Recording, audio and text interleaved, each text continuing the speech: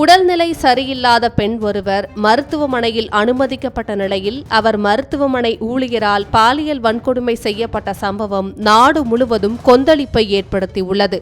என்ன நடந்தது என்பதை விரிவாக பார்க்கலாம்.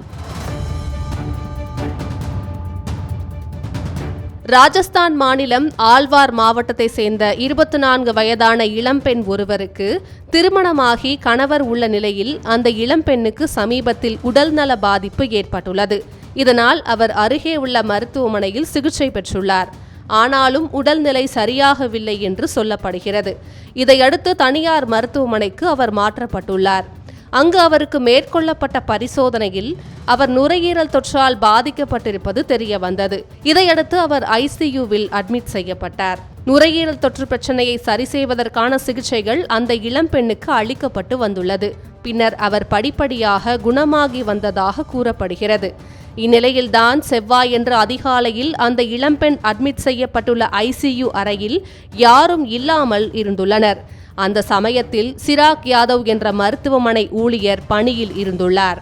யாருமில்லாத நேரத்தை பயன்படுத்திக் கொண்ட சிராக் யாதவ் அந்த பெண்ணிடம் தவறாக நடக்க முயன்றுள்ளார். இதனால் அதிர்ச்சியடைந்த அந்த பெண் சத்தம் போட முயன்றுள்ளார்.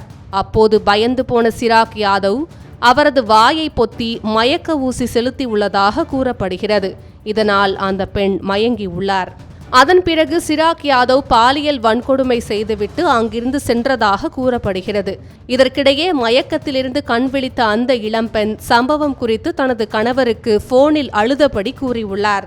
அதை கேட்டு அதிர்ச்சியடைந்த அவர் சம்பவம் தொடர்பாக போலீசில் புகார் செய்துள்ளார்.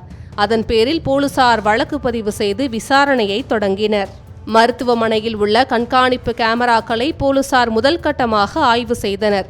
அதில் அதிகாலையில் ஐசியூ சென்ற சிராக் யாதவ் ஸ்கிரீன் மூலம் அறையை மூடும் காட்சிகள் பதிவாகியிருப்பதாக காவல்துறையினர் குறிப்பிட்டுள்ளனர்.